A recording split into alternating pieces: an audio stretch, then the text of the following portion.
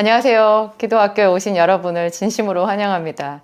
오늘 제가 영적 전쟁에 대한 말씀을 준비했는데요.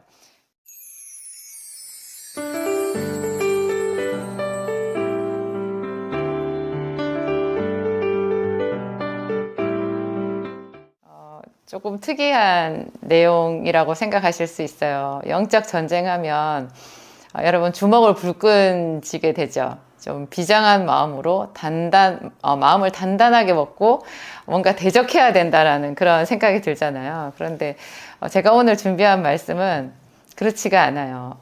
아주 특이하다고 생각을 하실 텐데, 그렇지만 제 경험상 제가 수도 없이 많이 이런 걸 잘 몰라서 마귀에게 졌고, 그래서 공회전을 많이 한 그런 실패 경험이 있는 거예요. 그래서 제가 여러분들에게 이런 말씀을 중요한 말씀으로 나눌 수 있게 된 것 같아요. 특이하게 오늘 제가 영적 전쟁이라고 하면서 선택한 말씀이요. 잠언서에 나오는 말씀 한 구절하고 전도서에 나오는 말씀인데요. 부드러운 혀가 뼈를 꺾는다. 어디선가 들어본 말씀이죠. 이게 잠언서 25장 15절이더라고요. 부드러운 혀가 뼈를 꺾는다. 이거 많이 생각해야 되는 문장이거든요. 혀가 부드러운데 이 부드러운 혀가 뼈를 꺾는다. 혀 자체가 부드러워서 부드럽지만 이게 혀를 잘 쓰면 혀에 비해서 뼈는 얼마나 단단해요. 그런데 뼈를 꺾는다라는 거예요. 그게 말의 권세를 말하는 거잖아요. 말의 권세를 꼭 집어서 부드러운 혀가 뼈를 꺾는다.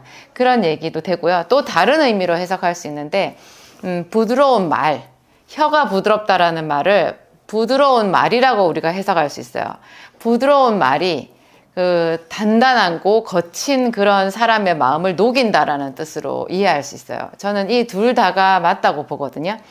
그러니까 혀를 겉으로 보면은 우리가 혀가 굉장히 부드럽지만 이 혀를 이 혀에서 왜 칼이 나오는 사람들 있잖아요. 말로 사람을 죽이기도 하고 살리기도 하고. 근데 주로 그렇죠. 우리가 말로 사람을 살리는 것보다는 말로 사람을 죽이는 그런 아픈 경험을 한 사람들이 많이 있으실 거예요. 네. 우리가 다른 사람한테 상처만 받았겠어요? 내 말로 다른 사람이 상처를 받지도 않았겠어요?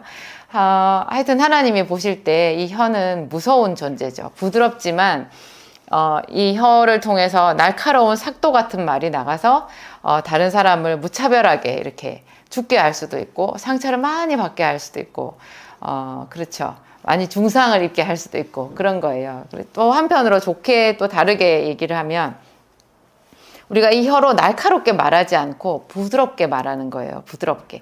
그 메시지 자체가 강렬한 메시지일 수도 있지만 그것이 이제 말하는 기술인 거죠. 우리가 반드시 남에게 세게 말한다고 해서 상대방이 내 말을 듣는 것 아니거든요. 예를 들면 이런 말이 있어요. 부부 싸움에서 이기려고 하는 사람이 정말 이긴 것인가? 부부 싸움에서 이긴 것이 이긴 것인가? 그런 말이 있잖아요. 져주는 것이 이기는 것이다 라는 말을 잘 하잖아요. 또 속된 말로 뭐 승자의 저주 이런 말도 있는데 우리가 세게 뭐 강력하게 이렇게 칼을 휘두른다고 해서 꼭 상대방을 제압할 수 있는 건 아니거든요. 뭐 독재자의 역사를 봐도 그렇잖아요. 그런 사람들이 그 순간에 온 국민을 제압하고 전 세계를 자기 발밑에 밟은 것 같지만 나중에 결국 쓸쓸한 말로가 기다리고 있잖아요. 그게 진 거거든요.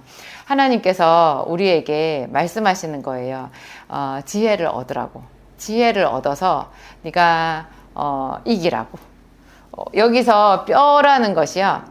우리가 영적 전쟁에서 마귀를 생각할 수도 있는 거예요. 흑암에 속한 존재들, 그 존재, 우리가 죄로 인해서 그런 마귀의 지배를 받게 되었잖아요. 죄를 짓는 자마다 예수님께서 죄의 종이라고 하셨거든요. 그 죄가 우리도 모르는 사이에 우리를 단단한 철창 감옥 속에 집어넣는 거예요. 그래서 우리가 저주를 받고 그 하나님께서 주시는 말씀을 잘 들을 수도 없고 깨달을 수도 없고 내가 수고해도 얻는 것이 없고 내가 사랑을 주어도 사랑으로 돌려받지 못하고 사람한테 배신당하고 뭐 이런 것들, 이런 악순환이 되잖아요. 이게 이제 죄의 연속인데요. 예수님께서 가장 약한 모습으로 이 세상에 오셔서 패배자같이 십자가에 죽으셨잖아요. 그것이 하나님께서 예수님에게 정해놓은 길이었는데 예수님께서 그 십자가를 온전하게 다 감당하신 거예요. 그래서 십자가에 죽으셨기 때문에 완전하게 승리하실 수 있었던 거잖아요. 그러니까 예수님도 결국 이 말씀을 성취하신 거예요. 부드러운 혀가 뼈를 꺾는다. 예수님의 말씀은 사랑의 말씀이었고 지혜의 말씀이었거든요. 때로 이제 바리새인이나 사두개인들이나 그 유대인들 중에 복종치 않은 자들에 대해서 화 있을진저 뭐 이렇게 말씀하신 적도 있는데 저는 좀 그랬어요. 예전에 제가 이제 대학생 때 처음 성경을 읽었거나 뭐 제가 좀 더 성숙해지기 전에 성경을 읽었을 때는 그런 말이 막 더 세게 저한테 오는 거예요. 그래서 예수님도 화를 내셨네.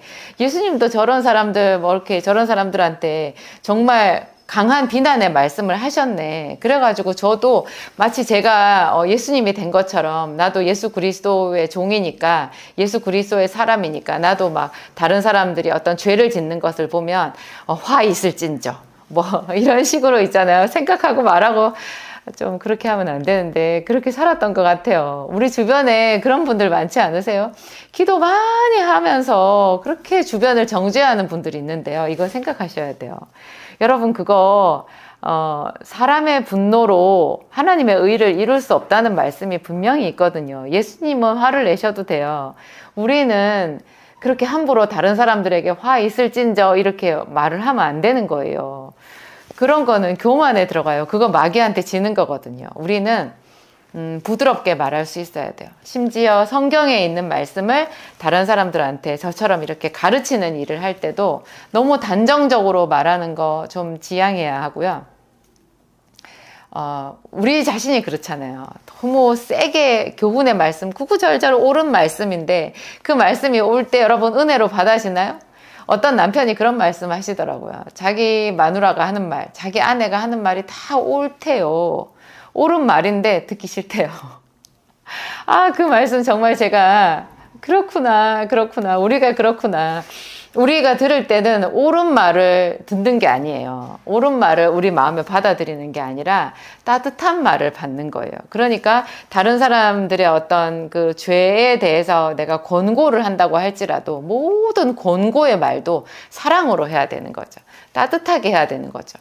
남이 잘못한 것을 지적하는데 그걸 어떻게 부드럽게 말하냐? 그게 기술인 거예요. 그래서 하나님께 지혜를 달라고 해야 되는 거고 부드러운 지혜를 달라고 해야 되는 거고 아무나 그래서 그런 말을 하면 안 되는 거죠. 그래서 참 중요한 것 같아요. 제가 좀 부끄러운 말씀인데요. 글쎄요. 거의 한 20년 가까이 된 것 같아요. 제가 그 당시 일이 그때도 제가 안산에서 약국을 할 때였는데 안산에서 약국을 할 때였는데 그때 제가 처방전을 많이 받는 약국을 했고 그날따라 손님이 굉장히 많았어요. 그래서 약국이 아주 바빴고 근데 약국에는 일반 약을 하나 집어주는 것도 다 약사의 손을 거쳐서 해야 되거든요. 직원이 그냥 약을 집어주는 것이 사실 불법이에요.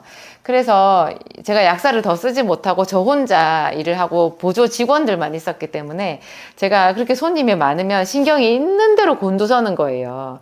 이렇게 불법에 걸릴까봐. 하자 없이 약국 일을 하려고 하니까 너무 제가 신경이 곤두서 있는 거죠. 처방전을 가지고 오신 분들도 약국에서 기다리는 거 싫어하시잖아요. 그러니까 그것도 빈틈없이 실수 없이 빠르게 신속하게 조제를 해야 되는데 그랬죠.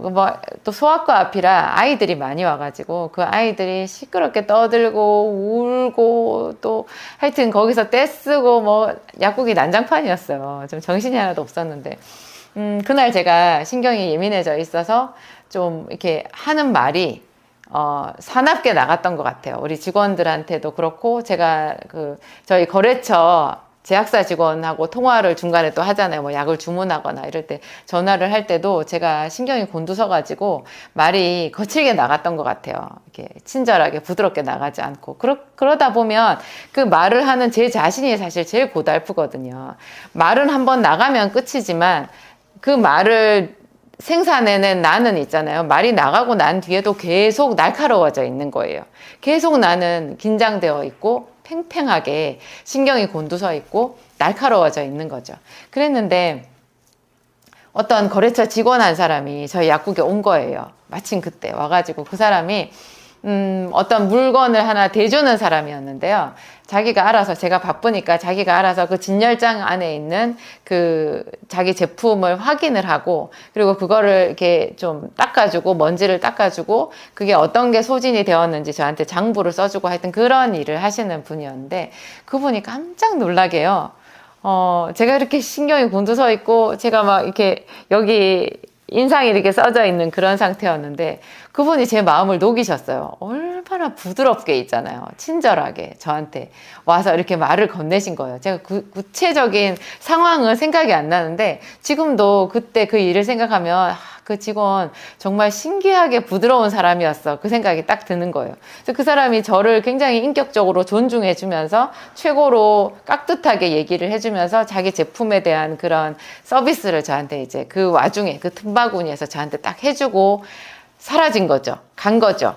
근데 그 사람이 가고 난 뒤에 제가 기분이 굉장히 좋아서 조제실에서 약을 이렇게 유발에다가 약을 갈고 있었는데요. 그때 하나님께서 저한테 그 타이밍에, 정확한 그 타이밍에 딱 한 말씀을 하시는 거예요. 너는 사나우면서 부드러운 것을 참 좋아하는구나. 그 순간에 하나님 정말 제가 정말 벌거벗은 것 같았어요. 하나님이 저한테 딱 그렇게 말씀하시는 거예요. 제가 이렇게 신경이 곤두서 있고 사람들한테 화를 내고 짜증을 내고 한 거를 하나님이 다 말없이 지켜보신 거죠. 그러면서 이제 그 부드러운 한 사람이 와서 저희 마음을 녹이고 저한테 어떤 서비스를 해주니까 제가 마음이 풀리고 그 사람 때문에 기분이 좋아진 거예요. 그 타이밍에 저한테 말씀하신 거죠. 따끔하게. 너는 사나우면서 부드러운 것을 참 좋아하는구나. 무슨 뜻이겠어요? 너도 부드러운 자가 되어라. 내가 너 하는 거 봤는데 너 지금 좀 사나워. 그것은 성령으로 인한 것이 아니야. 너 지금 마귀가 더 좋아하는 행동을 하고 있는 거야. 네가 그렇게 하면 네 마음도 힘들고 네가 기도하면서 하나님께 받은 은혜가 새는 거야. 그 사나운 것 마귀가 주는 건데 너가 그것을 계속 따르면 따를수록 네 것이 없어지는 거야 하고 저한테 부드럽게 터치를 해주신 거예요. 한편으로 따끔한 말씀이기도 하죠. 제가 그 순간에 있잖아요. 누가 제가 들은 하나님의 말씀을 들었겠어요? 아무도 모르죠. 근데 저만 그 일하는 순간에 정말 이 얼굴이 뜨거워져 가지고요. 어떻게 해야 될지를 모르겠더라고요. 제가 이런 말씀하시는 분을 종종 봐요. 여러분들도 주변에서 보실 수 있을 거예요. 나는 틀린 말 안 해. 나는 옳은 것만 말해. 내 말은 항상 맞아. 너 내 말 맞아, 틀렸어. 이렇게 말하는 엄마들, 그죠? 그렇게 말하는 교회 집사님들 있지 않나요? 꼭 주변 사람을 콕콕 찌르면서 얘기하는데요. 왜 이렇게 콕콕 찌르면서 그렇게 꼭 말해요? 그렇게 얘기하면 나 틀린 말 안 해. 나는 항상 옳은 것만 말해. 내 말 틀렸어? 이렇게 말하는 거예요. 그런데 여러분 그게 지혜롭지 않은 거고 하나님께 속하지 않은 거래요. 여러분 여러분도 그렇지 않으세요? 저처럼? 자기는 사나워도 부드러운 사람 좋아해요. 사나운 사람일수록 더 부드러운 사람을 좋아해요. 사나운 사람이 제일 싫어하는 사람, 사나운 사람이에요. 사나운 사람은 사나운 사람한테 뭐라고 하는지 아세요? 나 저 사람 너무 거칠어서 싫어. 이렇게 말해요.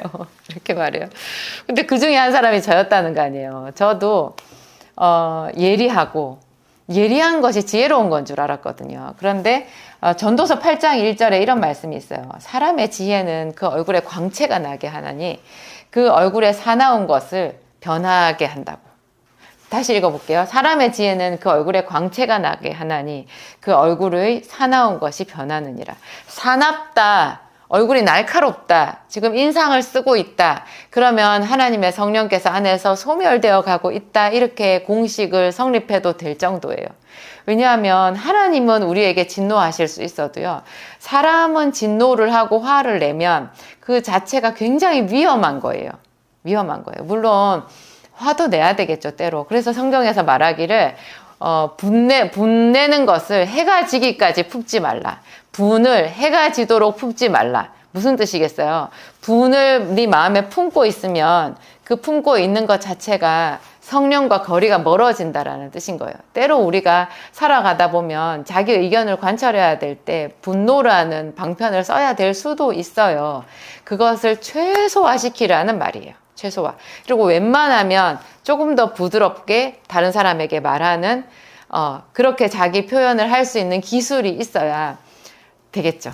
그래야지 우리가 우리 뜻을 표현할 수도 있고 내 마음도 덜 다치고 또 내 말을 듣는 상대방의 마음도 열 수 있고 이런 방법이 되지 않겠어요?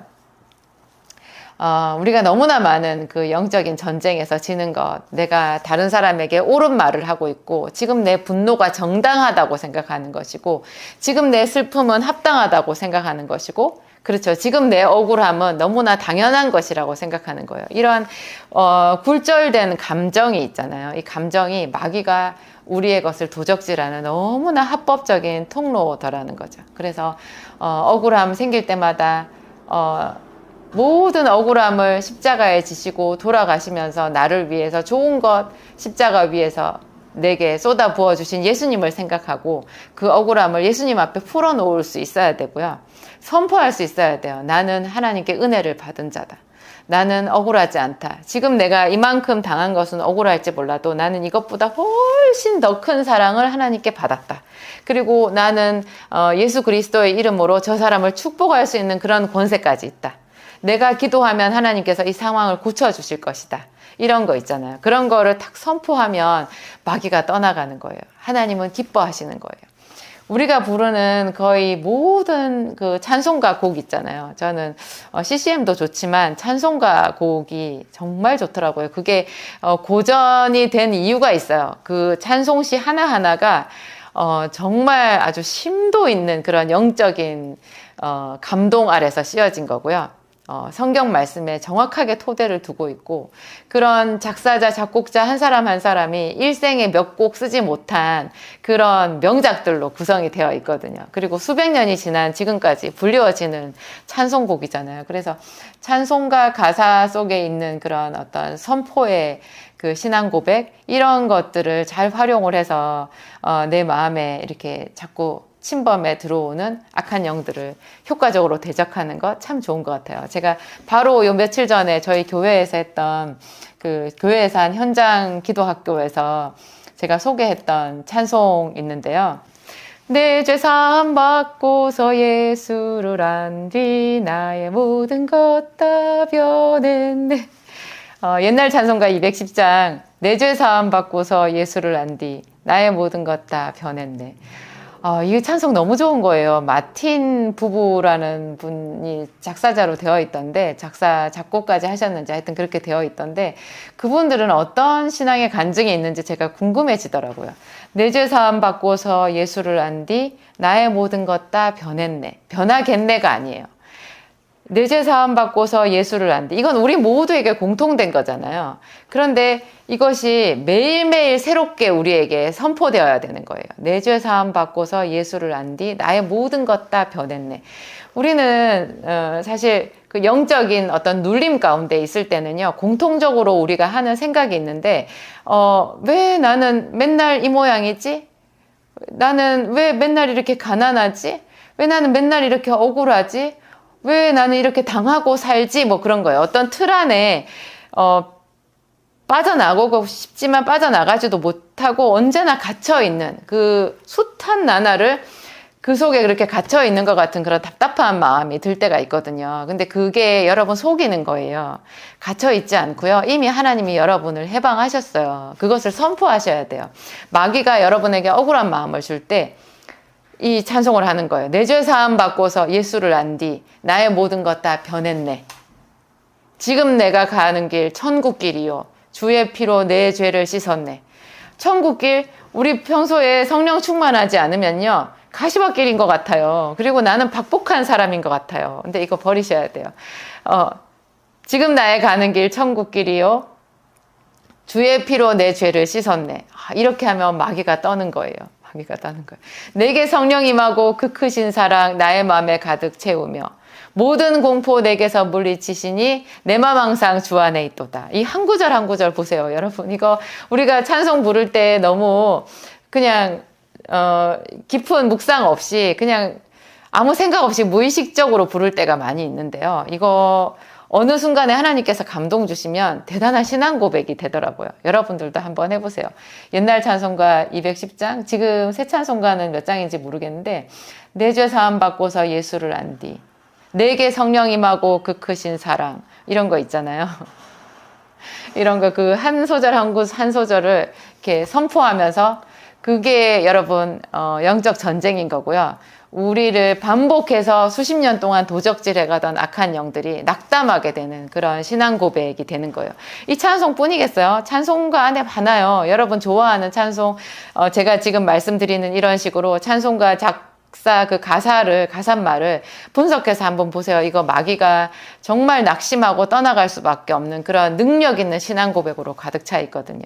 그리고 오늘 제가 말씀드린 거, 우리 얼굴에 사나운 것이 변해야 된다라는 것, 옳은 말을 하는 것이 오히려 마귀의 통로가 될 수 있다라는 것, 그리고 그렇죠, 하나님께서 주시는 그 지혜는 내 얼굴을 정말 부드럽게 광채가 나게 한다라는 것, 그렇죠, 내 말을 부드럽게 따뜻하게 하는 그것, 내가 하나님의 이름으로 그 의에 차서 분노를 하는 것 같아도 내 분노가 하나님의 의를 이루지 못한다라는 것, 이런 거 생각하시고 기도하시면 아주 효과적인, 귀신아 떠나가라 이런 선포도 필요하지만요, 이런 선포를 실컷 하고도 내가 평소에 하는 행동이 그 마귀가 더 좋아하는 행동을 하게 되면 이런 선포의 의미가 거의 없어지더라는 것, 제가 수십 년 동안 시행착오를 거쳐서 나름 터득한 영적 전쟁의 비밀이었습니다. 기도하겠습니다.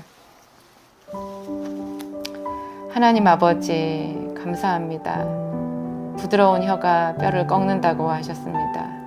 사람의 지혜는 그 얼굴에 광채가 나게 하나니 사나운 것이, 그 얼굴에 사나운 것이 변하느니라 말씀하셨습니다. 하나님, 사납고 거칠게 살아왔던 것을 회개합니다. 하나님, 우리에게 이 세상에 속하지 아니한 하늘나라의 신령한 것들을 많이 주셨습니다. 하나님, 귀신을 제어하는 권세도 주셨고, 하나님, 당신의 말씀으로 우리 주변을 축복하고 은혜를 선포할 수 있는 그런 놀라운 권세도 우리에게 주셨습니다. 이제부터 하나님, 그런 축복의 권세, 정말 지혜로 마귀를 대적하는 그런 놀라운 능력으로 살아가겠습니다. 하나님, 도와주시옵소서. 자주자주 마귀에게 속고 하나님, 내 감정에 속아서 연민의 눈물과 하나님, 주변 가족들, 가까운 사람들에게 분노하고 억울한 감정, 하나님, 그곳에 휘둘리면서 도적질 당해왔던 것을 회개합니다.